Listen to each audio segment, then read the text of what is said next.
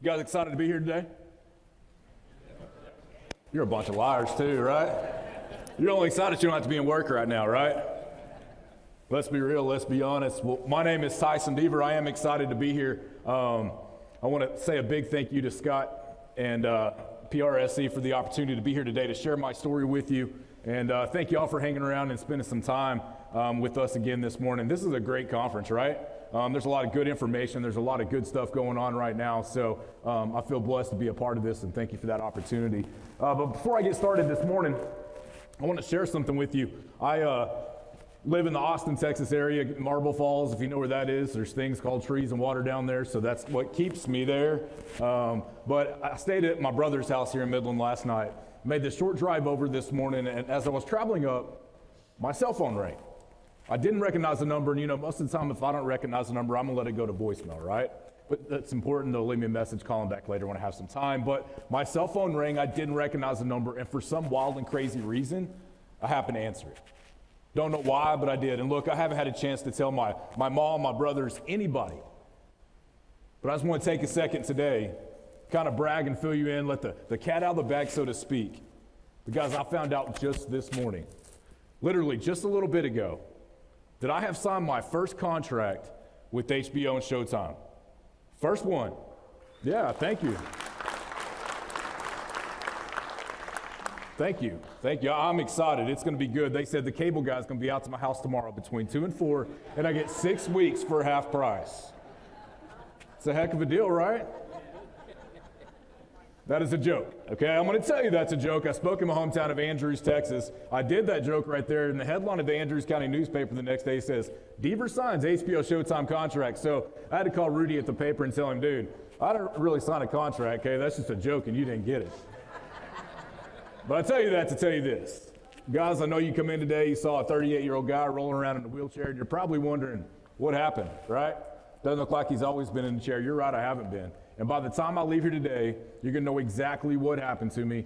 But I just want you to know up front, I do not take my situation very seriously, okay? Look, I'll call myself a roly-poly, gimp. Who knows what I'll call myself by the time this is over. But if I'm going to do that, just know it is okay to laugh with me, okay? You're not going to hurt my feelings. You're not going to offend me. I'm not going to roll over your toes. You're trying to get back out the door, nothing like that. So if I can say roly-poly, you can laugh. Anybody heard me speak before? A couple of you have? Awesome. A little bit about me before we get started. I grew up in Andrews. I graduated from there in 2001. I played college baseball for a couple of years. I played at Lubbock Christian. I played at Howard Junior College in Big Spring. So I'm a West Texas boy. I never shy away from that. I travel the country now as a motivational speaker, talking to a lot of different groups, and I'm always proud to say that I'm a West Texas boy. They say, where's that accent from? I said, a lot of breakfast tacos, right? Breakfast burritos. But I graduated there in 2001. In 2003, I moved to San Marcos to finish my degree down at Texas State University in San Marcos. In 2005, I had a car crash that completely derailed my life, completely changed everything. I ended up being a teacher and a coach for 2 years at a school down there in Austin, 6A high school. And in 2009, I had the opportunity to start speaking full time. Kind of jumped out on a limb, tried to give it a shot. I knew this is what I wanted to do. I didn't know if it was going to happen or not. I mean, I had a hard time getting in front of my class to teach. So how are you going to get on stage in front of thousands of people to speak, right? But I just jumped out there and went for it. And it's been incredible. So that's what I do today. Travel the nation, share my story, talking to just a lot of different people. So all that to say, I'm excited to be here with you today, my fellow West Texans. My brother lives right here in Midland. He works for XTO or Exxon. My other brother is a consultant. He works out in Carlsbad. My dad was the superintendent for Exxon. I'm an oil field guy, right? I'm the only one that listened to my dad when he said, don't go to the oil field, right? So I'm the only one that listened, but I get it. And this is personal for me, if we're being honest. My brothers are traveling this road every single day. Dustin lives in Springtown. He goes all the way out to Carlsbad. You think I want to do what I can to keep them safe when they come out here for work? Absolutely, okay? We know how dangerous it can be, right? Just coming into town yesterday, it was about right on this side of San Angelo, starts getting busy. You start seeing a lot more trucks, and we have to start paying attention. The roads are wet, it's raining. But you still drive by and you still see people doing this right here, looking at that cell phone, okay? What we're going to talk about today is up there in red, and that's being 100% committed. And this goes to a lot of different things. 100% committed to daily life, to maybe your spouse, right? Your family, your job, but it's being 100% committed. That's going to be the theme as we kind of go through this.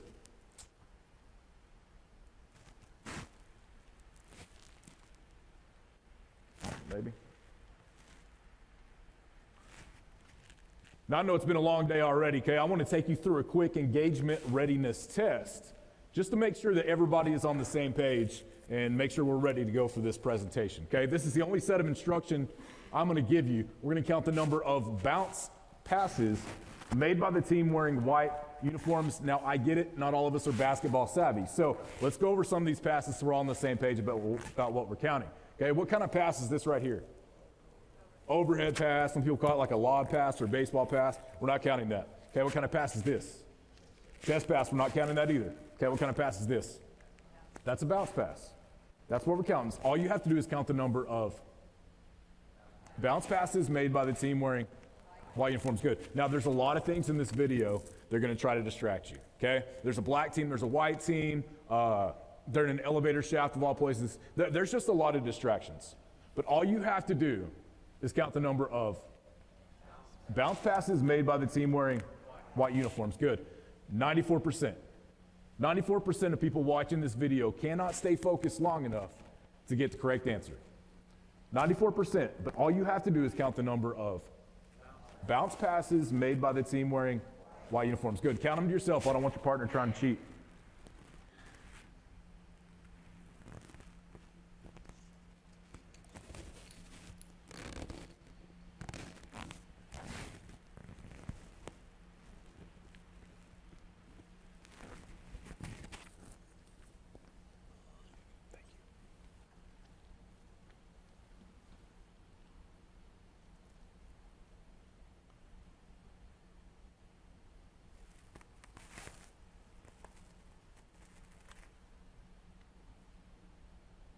Okay, show of hands, how many of you think there was just one bounce pass in that video? Anybody have 2 bounce passes? Okay, anybody have 3 bounce passes? Okay, 4? Okay, still got some hands, 5? 6 bounce passes. Okay, still got some hands, 7. All right, 8? 9? Anybody have 10 or more bounce passes? How many do you have? 11? Are you watching the same video we're watching? 11. Anybody have more than 11? How many? 14. Holy cow. So if I gave everybody in here the same set of instructions, right? We're going to count the number of bounce passes made by the team wearing white uniforms. How do we have so many different answers if we all watch the same video? Distractions, right? What are some of the things in that video could have distracted you?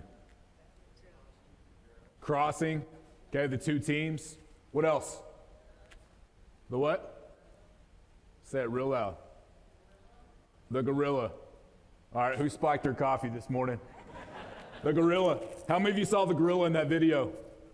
Those of you who didn't see it, we're like, what the heck are they talking about right now, right? I'm going to show the exact same video. Guys, don't count bounce passes. Don't watch the wing team wearing white uniforms. See if there's a gorilla anywhere in there or if she's crazy. I understand how you can miss it. There's so much going on. I mean, why is there an S written on the wall? Why was this video made in the 60s? There's a lot going on. You're going to have to watch really, really close. Oh.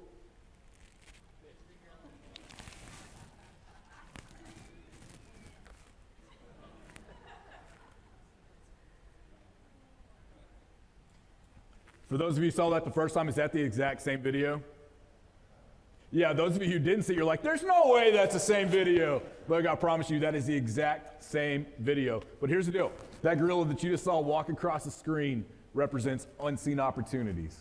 And around you on a daily basis are these opportunities you have to see, you have to recognize in order to take advantage of. Now, some of you are so dang competitive. You didn't hear a word I just said. Because all you want to know is what? How many bounce passes were there? There were 3 bounce passes. Never mind the fact you missed a 200-pound gorilla walking right across the screen, though, right? Guys, we're going to have a lot of fun today. But I'm also going to say some things today that in the past 16 years of my life, I've had to learn, quote unquote, the hard way, okay? The only thing I'm going to ask of you this morning is that you just be receptive to what I'm talking about. See if you can take, use, and apply 2 or 3 of these ideas or points and use them at work, at home, in the community, wherever you see fit. I've been fortunate enough to be, I don't know why this thing ain't working. Been fortunate enough to be traveling the country, sharing my story, talking to a lot of different people from high school students all the way up to Fortune 500 companies. And so I'm in front of a lot of different people in a lot of different states. But there's one question I ask everywhere I go, and it really doesn't matter what state I'm in or who my audience is. I ask this question right here, and the answer is always exactly the same. So, Midland, I want to ask you, what's the first thing you noticed when you come in today and you saw me? Shirt? My hair or lack thereof? What is it? Positive attitude? I'll take that. It's the first thing you notice. Yeah, wheelchair. Guys, it is okay to say the word wheelchair, okay? It is, I promise. But here's the thing. This chair you see right here, it doesn't define me, okay? It doesn't make decisions for me. It doesn't eat for me. It doesn't get me dressed. It does nothing. Gets me from point A to point B, which is what your legs do for you. My motto, you walk and I roll. It's the only difference, right? You walk and I roll. But if any point in time in this presentation, you're sitting out there and you're thinking, man, at 22 years of age, this guy lost his ability to walk. You know, I feel bad for him. I kind of feel sorry for him. Stop, quit. I hate pity. I hate it. Call me anything you want to call me. Ask me any question you want to ask me. Only way that you're ever going to offend me is if you feel sorry for me, okay? Please don't. I do more from this chair than a lot of people do walking. But I love asking that question because here's the response I get. I'll say, what's the first thing you noticed when you come in today and you saw me? And immediately everybody looks down. They're like, oh, this is uncomfortable, right? And finally somebody a little bit later, like halfway look up and halfway raise their hands. So I look the direction. They're like, no, I can't. And finally somebody will just go, wheelchair, right? It's the same response I get when I'm at the grocery store. And if you can't tell, I like to joke and have fun. And so a lot of places I go, people don't know how to respond to a guy in a wheelchair. Do you make eye contact? Do you talk to him? Do you shake his hand? Is he contagious?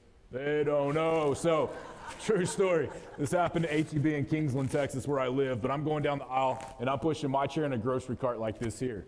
Now, there's a lady coming down the opposite way. And guys, this lady is just staring at me, okay? Now, she doesn't know that I can see her. I'm looking at whatever produce is right here on the shelf to my right. But out of the corner of my eye, I can see her coming my way. Here's what I did. I waited until the very last possible second. When her basket got all the way up on mine, I looked up at her real quick and I go, boo! She took like Pop-Tart and toilet paper, put in her basket, and she was gone, right? Moral of the story is this. Don't feel sorry for me or I am going to put you on the spot like I did the lady at HEB, okay? Don't do it. Now, some of you haven't heard anything I've said since I got up here because all you want to know is what? What happened? I'm about to show you a video that's going to tell you exactly what happened to me. I do need to preface this and say, guys, it is intense, okay? You're going to hear a 911 call. You're going to see pictures. You're going to hear a lady in the background say it's definitely a fatality. And if you listen closely enough, you're actually going to hear me in the background fighting for my life, okay? It is intense, but please know life is good. I'm here today with a smile on my face. I want to show you this so you'll better understand what happened. Check it out.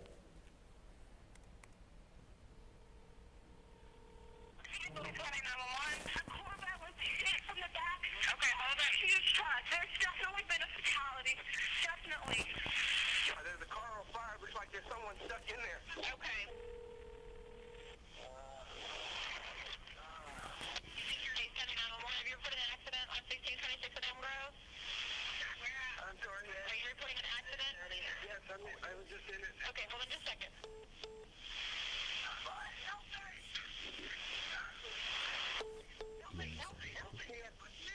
I can't. All right, he's on fire.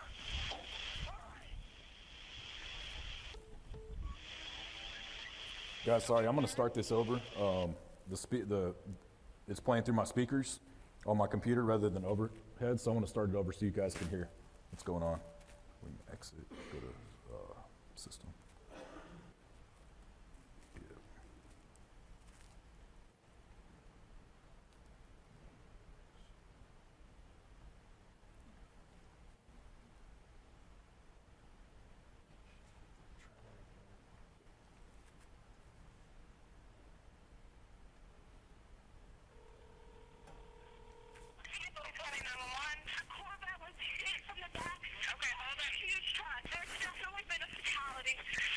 me.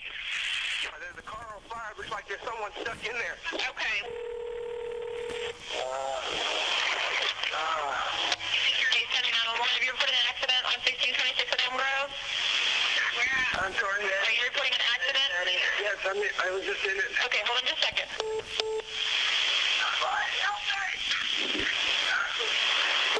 Help me.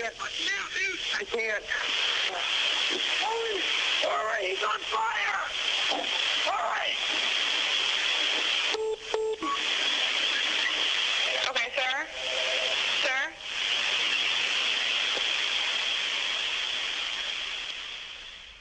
Well, he's paying the price because he's paralyzed. And people living here in Hays County say it was an accident just waiting to happen. I just remember looking up and seeing fire on the dash of the car and saying, I've got to get out of here.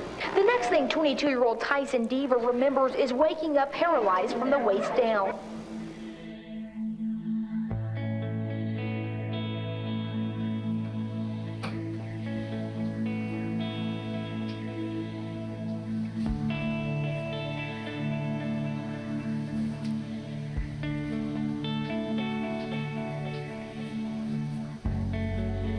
My day starts just like anybody else's does. I wake up, I put my socks on, I put my shoes on, I get into my wheelchair.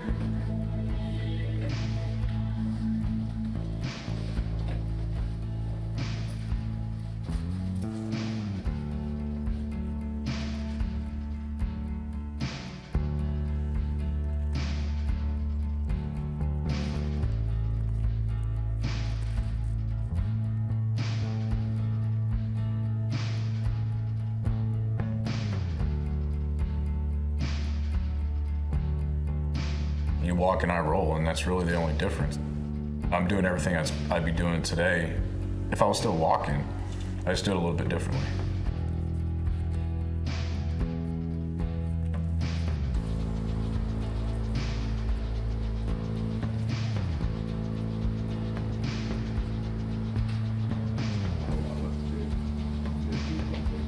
I come up to the lake quite a bit, quite often to see Tyson and visit and just hang out. March 11th, 2005 will always be a very special day to us, a day that I will never ever forget. Within the snap of a finger or within a phone call, our lives changed forever. You know, I remember the sound, and I remember the smell and the fire, and I remember being trapped inside this burning car thinking, man, I've got to get out of here. My back was against the wall. The only place to go was up for me. There was no quit. There was no give up. That's not in my vocabulary. That's not who I am. That's not how I was raised. You know, change is going to happen. Whether we like it or not, it's inevitable. You know, I'm a strong believer in who you are as a person before adversity determines how you respond to it. I'll never forget him trying to learn how to get from the wheelchair into a vehicle. He was getting so frustrated, but he was not going to quit. That's how he did all through rehab. He just pushed himself just in record times.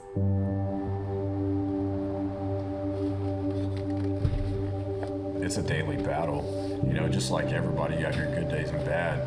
You know, you're going to have those days where it truly does take everything in you just to get out of bed, put yourself in a wheelchair and go do life that day. But quitting is not an option.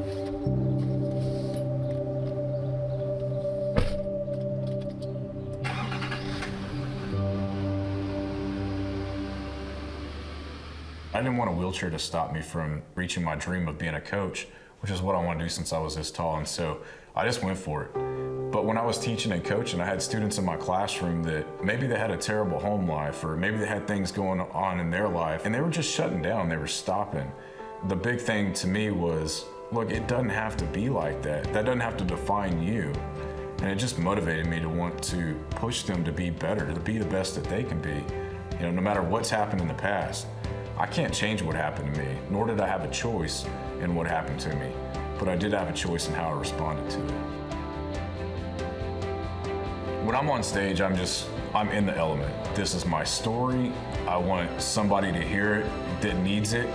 if my situation is going to help one person change their life, if my story can give them that little bit of hope, then it's all worth it to me.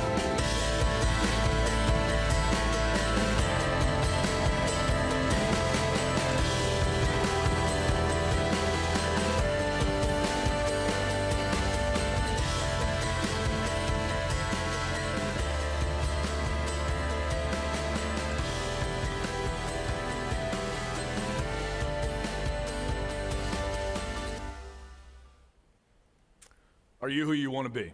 You know, I love the way that video ends, couldn't any better. And I want you to ask yourself that question this morning. Are you who you want to be? And allow me to take this a step further. Are you where you want to be? You may say, Tyson, look, we don't have a whole lot of say-so in that. You know, we're just working it, try today, every day, right? You know the path that you need to be on in order to be successful. You know what it takes. Are you who you want to be? Are you where you want to be? Because, guys, if the answer is no to either one of those questions, the only one that can change that is you. Now, I know what you're thinking. You're like, Tyson, we saw the video, we saw the pictures, we heard the 911 call. But what happened, right? What line of events had happened in order for your wreck to take place? So let me give you another version so you'll better understand. It was March 11th of 2005. It was the day we got out for spring break. I'm going to school at Texas State University in San Marcos. Go Bobcats. And where do all college kids go for spring break? To the beach, right? That's where we're going to go. I'm going to go pick up my girlfriend at the time, and we're going to go to the beach for spring break. Now, I come from a small West Texas town, so needless to say, when I moved to San Marcos in 03 to go to school, I tried to avoid I-35, and then once you get into Austin, you've got 183 and Mopac and all these crazy busy highways and interstates. It's just way too much for me. I wasn't used to that kind of traffic. So I always took the back roads as often as I could. That's exactly what I did that day. Just got through taking a first aid and safety midterm, ironically enough, and I'm on a 2-lane road in the right-hand lane, waiting on oncoming traffic so that I can make a left-hand turn in my girlfriend's neighborhood. Now, behind me is a single-cab pickup truck. And what do most cars do when they get tired of waiting? They go around, right? It's exactly what this truck did. I remember him going around on the shoulder of the road and getting back in front of me. But it's what came right behind him that caused everything. You see a fully loaded concrete truck traveling close to 70 miles per hour. Whether he didn't see me, his brakes failed, he's texting and driving, he's eating a cheeseburger, maybe he's just not paying attention. I don't know. I never will know because he had the opportunity to tell me and he couldn't. But he hit my car from behind. How many of you know who Bigfoot is, the big blue monster truck? Yeah? If I had a reenactment of that day, I think this is what it would look like. Is my car sit there in the right-hand lane, cement truck or Bigfoot, come from behind, he hit my car, and when he did, he went completely over the top of it. Now, he knocked me into oncoming traffic where I was hit by a Nissan Xterra coming the other way. So I actually got hit twice. Now, I'm still 100% conscious. I remember everything. I remember the sound, the smell, the fire, and the heat. And I remember being trapped inside this burning car thinking, man, Tyson, bud, this might be the end of the road. I mean, I'm trapped inside of a burning car doing everything I can to get out. I'm not going anywhere. Luckily for me, one of the guys in the single cab truck that had went around me, his name is Ryan Turner. Ryan saw the wreck happen, and Ryan comes running up to my car. And Ryan's probably 5'7", maybe 140 pounds soaking wet, okay? Not a very big guy. I'm 6'1", weighed about 210 at the time, much bigger than I am now. There's just no physical way for Ryan to get me up out of this car by himself. It's just not possible. So luckily for me, 2 more guys passing by that day happened to work for ESPN Radio. Daryl O'Neill and Philip Breedlove, they see the wreck happen, and they come running up to my car. Now, Daryl reached in and grabbed me by my belt while Philip took the door panel of my car that's laying on the ground. He picks it up, he jumps into my burning car. He used that door panel to shield the flames, untangles my feet from what's left of the pedals, while Ryan and Daryl pulled me up out of this car. Pretty impressive, huh? There's no doubt in my mind, if those guys do not risk their life on that day to save me, guys, there's a great chance I'm not here in Midland this morning to tell my story, because as soon as they pulled me out, my car literally exploded into flames. Now, you've all seen the movie Fast and the Furious, right? I mean, they've only made like 23 of them. Surely you've seen one of them, right? But what happens when they wreck a car?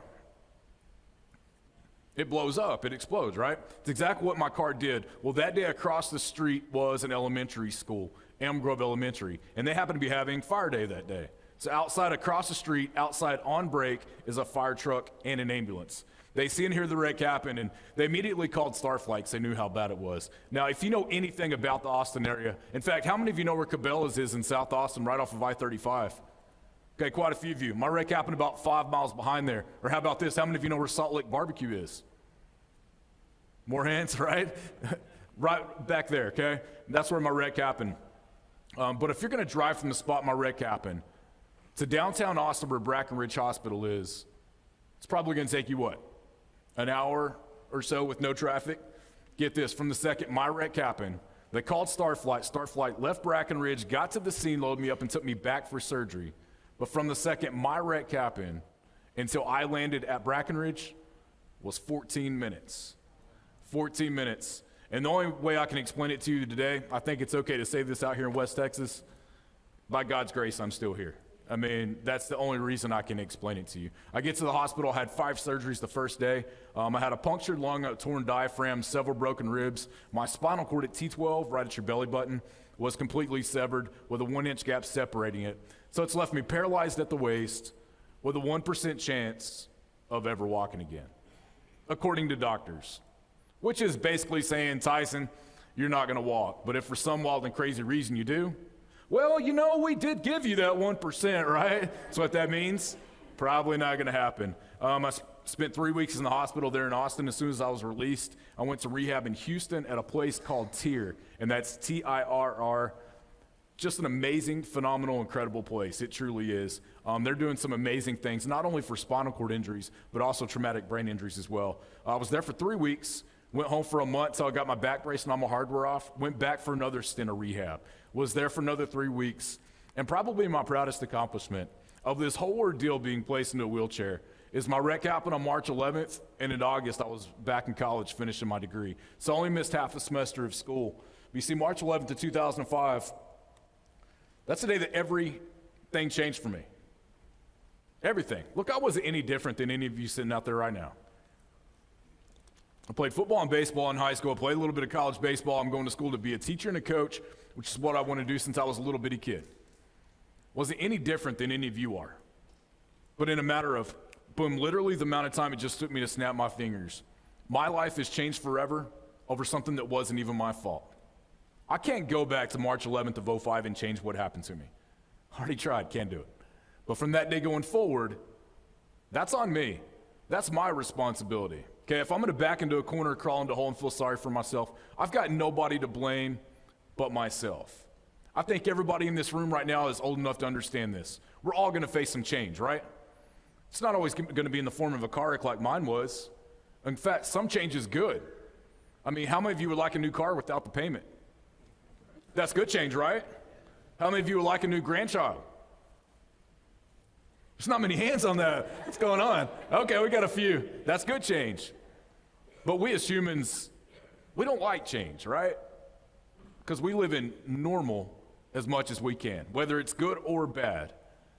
But with change comes opportunity if you choose to see it that way.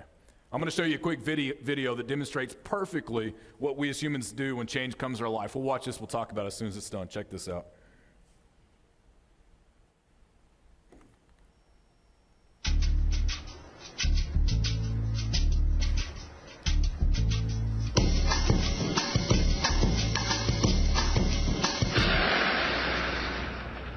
Whoa, that's not good. Oh, I don't need this. I'm already late. Somebody will come. Anybody out there? Do you have a phone? No. Sorry. Somebody! Hello? There are 2 people stuck on an escalator and we need help.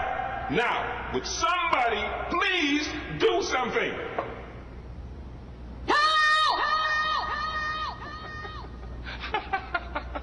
I don't believe this.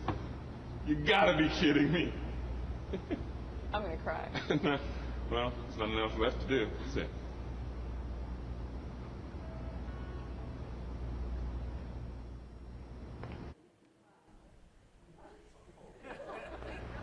Hello?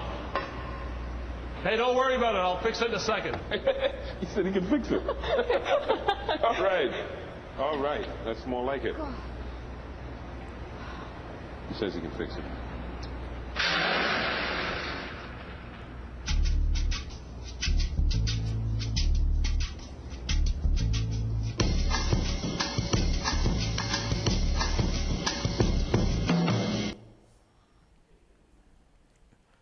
Guys, why do we even laugh at that video? It's stupid, right? I mean, the solution is so obvious. All they have to do is what? Walk. But isn't this what we do? We're cruising through life and all of a sudden change happens, and what do? Yeah, we panic, we stop, we freeze, and we freak out a little bit. But in reality, all we have to do is keep putting one foot in front of the other, keep walking up the quote-unquote escalator of life, okay? There's 3 ways of looking at change when it comes to your life, and I'm gonna go through these really quick. First one is this: you can ignore it. What I mean by that is you can try to pretend it's not happening. You see, on March 11th of 2005, I died 4 times. Flatline, done, gone. Almost to the point where the doctor said, if he goes out again, just don't even work on him. Now, I understand I have all these reminders around me on a daily basis. I have to roll around in a wheelchair. I have to drive with hand controls. Anytime I want to get out of my chair, I've got to physically pick up my leg and move it. I've got all these reminders around me on a daily basis. But you think there's days where I wish I could wake up and pretend that this didn't happen? Yeah, I mean, absolutely. I mean, I would love to wake up one day, stand up out of bed, stretch, put on my socks and shoes, and go run 5 miles. Maybe I'm lying a little bit. I would like to have the opportunity to turn down running 5 miles, right? But you get what I'm saying.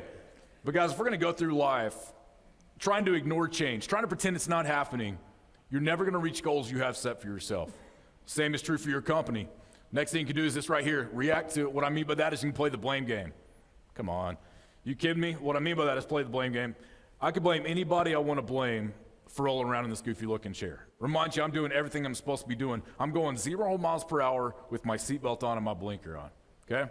Could blame Hayes County for not having a turn lane. Could blame my girlfriend for living where she did. My parents for allowing me to even go to school down there. Myself for not taking a different way to her house. The cement company, the cement truck driver, the list goes on and on and on.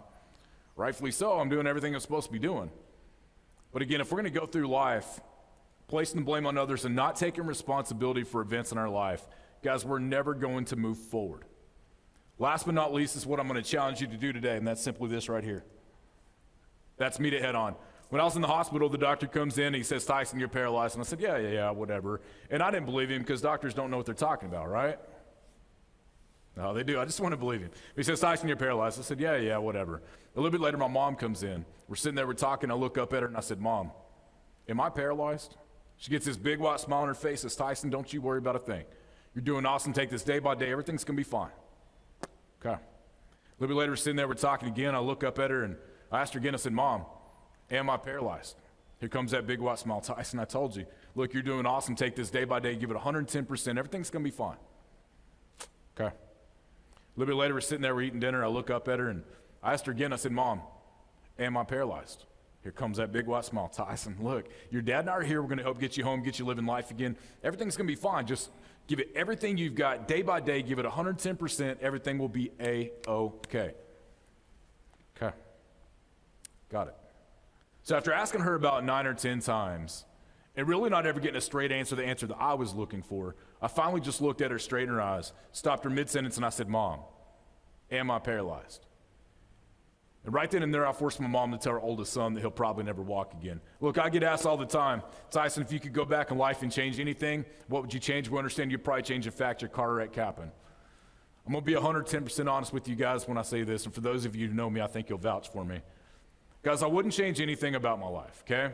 I wouldn't change the fact my wreck happened, where it happened, the events surrounding it. I wouldn't change any of it, but here's why. 1, I believe I'm a lot better person today as a result of it. 2, I'm accomplishing some things in my life today I never would have accomplished before. And 3, I have more drive and motivation in my life today than I ever have. I mean, seriously, I wish I had this drive when I was playing sports in high school and college. For real. Who knows, it could have happened. But if I could change one thing, the only thing I would change is the fact that I put that on my mom to tell our oldest boy that he'll probably never walk again. Look, no parent needs that responsibility, but it's what I said right after that that's meeting it head on. Looked at her straight in her eyes, I stopped her mid-sentence and I said, Mom, am I paralyzed? That big white smile she once had went to a frown and a big tear come rolling down her face, and I'll never forget that. She said, yes, Tyson, you're paralyzed. I said, did it hurt anybody? She goes, no, it wasn't even your fault. I just sit back in the bed and man, I could just sense the hurt in her voice from having to tell me that. I looked back up at her, and the first thing I said, Mom, that's okay. I'll just go play wheelchair basketball. Promise, you can't make this stuff up. That's what I do. I live in the Austin, Texas area. I play wheelchair basketball for the team there. We actually just got back pre-COVID where we brought first place back to Texas where it belongs, right? Yeah? Yeah, I'll take some claps for sure. Guys, that's meeting it head on, okay? That's taking potentially bad situation and turning it into a positive. Now, you may be sitting out there thinking, yeah, Tyson, blah, blah, blah, yada, yada, yada. Face some adversity, you overcome it, you're still doing good, you're still successful. Why are you telling us this? Why are you even here today to talk to us? Okay? Show of hands, how many of you would like to be a little bit better at your role, whatever that is? Okay? How many of you would like to be a little bit better, husband, wife, brother, sister, son, or daughter? Some of you better raise your hand, right? How many of you like to help around your community, your church, your school a little more than you do?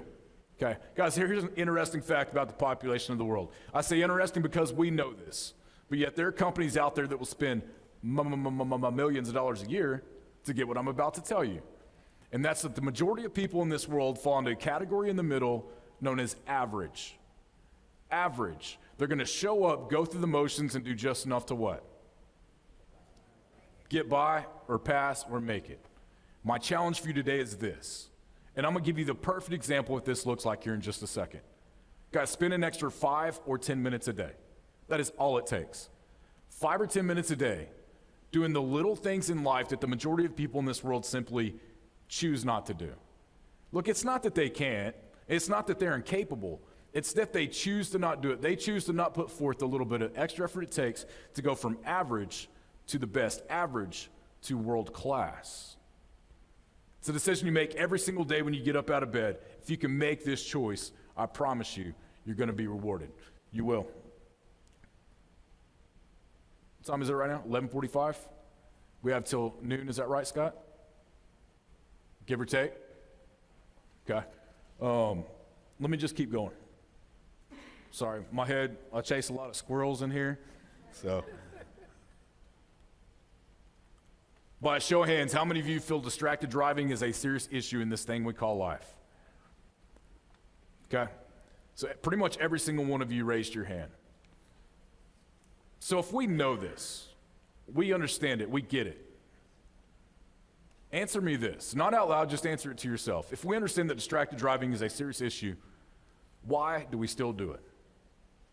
Why do we still do it? Hear me out for a second.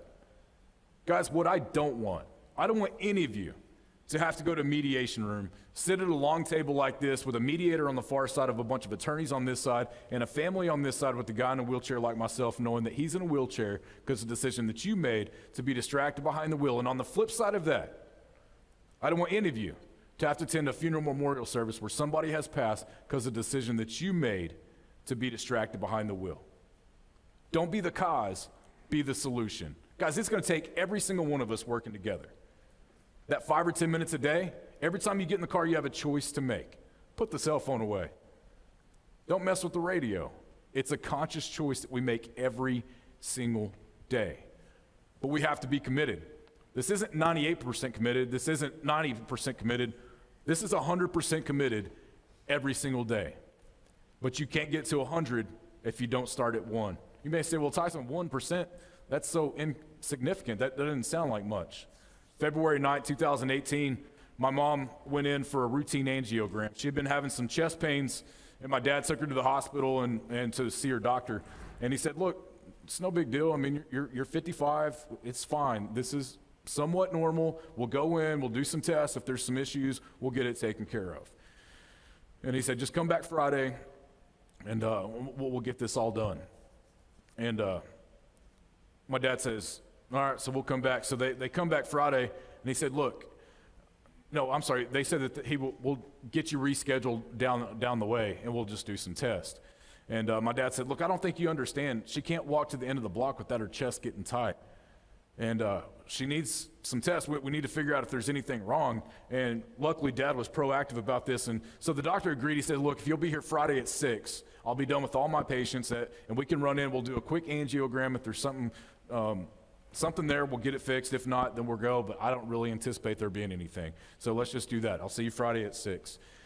So they go home, and Get to the appointment Friday at 6. My dad takes her up there. I meet them there, and then my mom's friend Pam meets us there as well. So there's 4 of us. They go in, and they're getting her kind of prepped for the procedure and everything. And the doctor comes in, and he says, it's going to take us probably a couple hours. Mom said, well, why don't y'all go across the street to Papado's and eat, and then just come back after it's done. We'll be good to go. So we agree to do so. We go eat, and we come back, and we get back, and we go into the waiting room, right? And if you're familiar with waiting rooms these days, there's a big TV up on the wall, and it has a coded number or a date of birth or something, so you'll know where they're at in the process of your loved one's surgery. And so, anyways, we get there, and it says finishing up, or it said in progress. And so we wait a little bit longer, and it says finishing up, and a little bit later, the nurse comes in. Says, Dever family, like, hey, yeah, that's us. And we're just sitting in there talking, and she said, why don't y'all follow me? So we start following this lady down this long hallway, and I remember it being dark for whatever reason. We get to the end, and it connects to another hallway and goes off this way, but there's a room off to the left. And she said, if y'all will have a seat over there, in those seats, the doctor will be in with you in just a second. We're like, all right. And so a little bit later, the doctor comes in, and this young guy, probably younger than me, and he starts walking up, and you can tell it's the doctor, right? It's got the white coat on, and the closer he gets, he starts doing this number, and he's looking around, he's patting the back of his head, he's rubbing his arms, he's looking around, he gets all the way up to us, and he can't look us in the face. He says, look, I don't know how to tell you this, but your mom and your wife just survived a 99% widowmaker. I didn't expect her to get off that table. I don't know who you pray to, but you need to leave here and say thank you. That's what he told us. And he said, I will take a Christmas card. And then he turns around and walks off. We're thinking, holy cow, right? What did we just hear? What we thought was a routine angiogram, she had a 99% widowmaker. Got mom to the room, and we're telling her what happened, and she can't believe it. I mean, she's awake. She's watching the monitor and asking how everything is, right? And she had a 99% widowmaker. So that evening, Dad was going to stay with her just to make sure, overnight, to make sure she was all right. My mom's friend Pam had left, and I roll out, and I'm going to jump in my truck and go to their house and stay at their house for the night. So as I'm getting there, I jump in the truck, and I've just got my head down, and I'm just trying to take in what I just heard. Like, Mom had a 99% widowmaker. This could have been really bad. He said she had probably 3 to 5 minutes left to live. He didn't know if he could even get a stent in there. And I'm just going through all this in my head. I look up, and out of the windshield of my truck, this is what I see. I don't know what you see when you see that picture, but what I see is 1%. What I see is 1%. My mom did not have a 100% widowmaker. She had a 99% widowmaker. What that 1% represents is a chance, an opportunity. What you do with the rest of the 99 is completely up to you. Every single day you have that choice. Every single day. I can't go anywhere and not talk about anything and not mention this word right here. This is a quote that was given to me when I was in rehab in Houston, and I want to share it with you today. It says, you can't start over in life's marathon. You often can't change your situation or circumstance. However, you do have the privilege of choosing your attitude. Look, there's a lot of things in this life we don't have a choice in. One thing you do have a choice in day and day out is your attitude. You wake up and you're mad at the world, that's your choice. Nobody's making you be like that, okay? Be that leader. Set that example that everybody's looking up to. Take advantage of those little things every single day to make a difference in somebody's life. If you have social media, guys, look me up. One of the things I love most about what I get to do is keeping up with people from different places where I've spoke. I have Facebook, I have Instagram. Look me up on there. If you guys are looking for a speaker for your company, if you want to take your safety meeting to the next level, whatever the case may be, I would love the opportunity to come in, impact your team in a positive way. My contact info will be there at the end of the screen. It's TysonDever.com is my website, and you can just send me an email right through there. And last but not least, boom, I just wrote a book. It is done. It is out. It's available on Amazon. That's the only place it's available. Trauma is a team sport, how to turn tragedy into goal-crushing motivation. I want to be real clear about something real quick. You don't have to be a person who's been through trauma in your life to relate to this book, okay? I don't care where you come from, what you've done, or what you're going to do. Every single one of us are going to have some speed bumps in life, right? Some speed hurdles. This book right here is full of tools and resources to help you get through those difficult times, to help you get over those speed bumps. I wrote it for you. I'd love for you to check it out. If you do, shoot me an email and let me know what you think about it. And I'm going to close this out with this. Coach Halsey was my high school baseball coach, and he had a very unique way of in practice each day. Practice would be over, get us all in the dugout, and we would have what he liked to call trivia time. So he'd ask you a trivia question. If you got it right, then you didn't have to run that day. If you got it wrong, then you ran. Well, it's Coach Halsey. He was born in like 1817. He's going to ask you a question from way back when. You're going to get it wrong, you're going to run. If you get it right, he'd ask another question. You get what I'm saying. You're going to run at the end of practice. But one day he did something a little bit different. Practice is over, he got us on the dugout, and he started handing out these little laminated cards. He said, all right, guys, I'm going to read this together. Once we're done, we're just going to break it out and you're free to go. We're like, dude, what's going on? Does he not like us anymore? Is he mad at us? I mean, come on, why are we not running? It was always that staple at the end. Sure enough, everybody got a card. We read it together. Once we're done, everybody, yep, Mustangs on 3. 1, 2, 3 Mustangs. You guys are free to go. You'll have a great day. Sweet. Got the afternoon to ourselves, right? Now, some guys took this card. They threw it on the ground. Some put it in the trash. Some put it in their bat bag. Who knows what they did with it? I happen to put mine in my wallet. Don't know why, but I did. Now, I'm going to leave you hanging right there for a second. I'm going to go tell another story. I'm going to come back and meet you in the middle in just a second.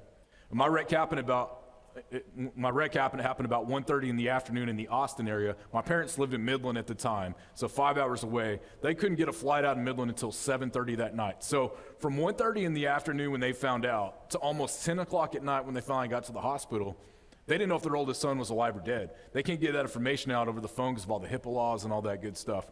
But they get to the hospital. The doctor met him at the door, and he says, look, you're more than welcome to go and see Tyson, but he is out. He had 5 surgeries today. It's going to be sometime late tomorrow before he wakes up from all the trauma, the anesthesia, and all that good stuff. They agreed to do so, and as soon as they walked through the door, the coolest thing happened. I woke up. Now, I couldn't talk. I had tubes down my nose and down my throat, but I reached up, I gave them that I love you sign. They knew that everything's going to be okay. The next day, the fire department showed up to the hospital. Said, we understand Tyson had his bags packed. He was headed to the beach. His car is now at the wrecking yard in Kyle, a town about 5 minutes away. You're more than welcome to go back and see if you can recover any of his belongings. They agree to do so. They get there. They find my old car, and guys, they cannot believe their eyes. The fiberglass has exploded off this thing. Everything is burned and melted. The steering wheel was sticking straight up in the air. Where the driver's seat once was is now this little cubbyhole. And that's where I was when my wreck happened. Right next to this cubbyhole is where the console once was, but clearly it's no longer there. But as my parents are going through my old bag, they're finding my swim trunks, my sandals, everything that you would take with you to the beach. And where this console once was, they found my old wallet. It's just a regular wallet like any of you guys carry. They pick it up. This thing has burned, melted, and shriveled up to almost nothing. The money I had inside was burned. My credit cards are melted. My social security card, gone. But laying on top of my wallet, as if somebody had placed it there, was that little laminated card that Coach Halsey gave me that day after baseball practice. Guys, I still carry it in my wallet to this day. I want to share it with you. I think it's important that you know what it says. Remember a little bit ago I said I had the perfect example of 5 or 10 minutes of your time, the difference that can make. Remember that? Coach Halsey's been that leader and difference maker in my life. He understood what that meant. I'm going to put it up here on the screen behind me. Guys, feel free to read along, but I'm going to read from the actual card he gave me some 20 years ago that I still carry in my wallet to this day. And it says,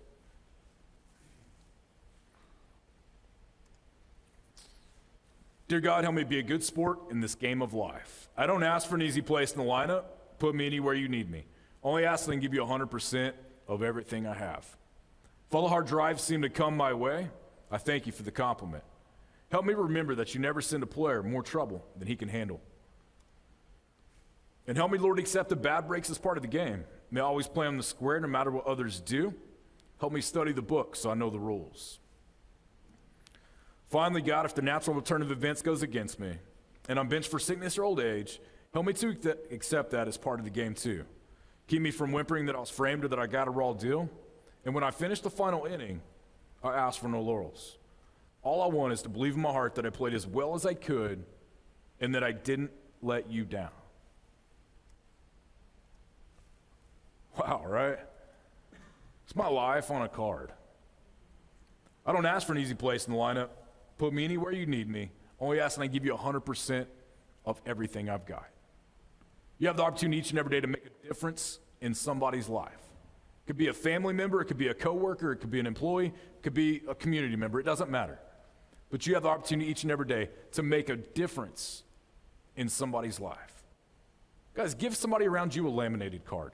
It doesn't have to be that, but you get what I'm saying, right? Give them something that they can put in their toolbox, and later in life when they need it the most, they can pull it out and they have it. You think Coach Halsey knew what he was giving me the day that he gave me this card? No, absolutely not. It's something he come across online. Somebody shot it to him in an email. He printed it off. He run it through the laminator. He cut it out, gave us a copy. He probably never thought about it again. He does now because he knows his story. But I'm going to be brutally honest with you guys for 1 second, if that's all right. On my darkest of days, honestly, when I was in the hospital rehab, there were days I didn't care if I was alive or dead. I didn't. Because the task of relearning how to do everything that for 22 years I knew how to do with my legs, all of a sudden I'm forced to relearn how to do out of a wheelchair over something that wasn't even my fault. Come on.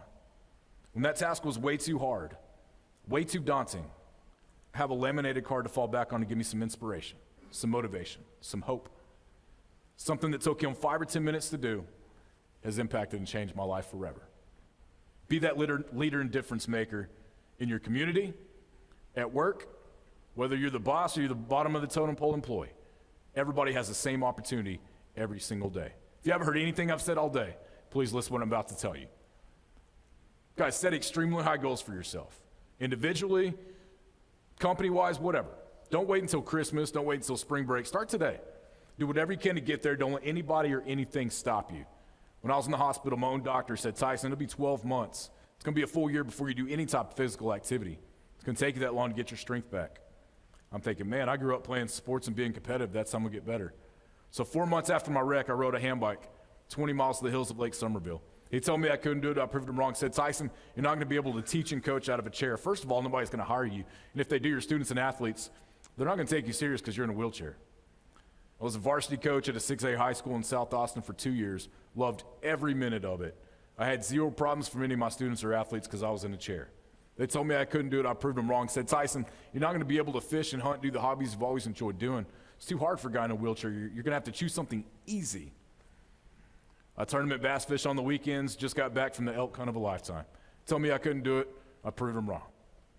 Set extremely high goals for yourself. Do whatever you can to get there. Don't let anybody or anything stop you. But please know, the choices that you all make today, hear me, this is the most important thing I'll say all day. The choices that you all make today can and will affect whether or not you can reach your goals later in life. Scott, thank you so much for the opportunity. Thank you all for spending some time with me today. Best of luck to you.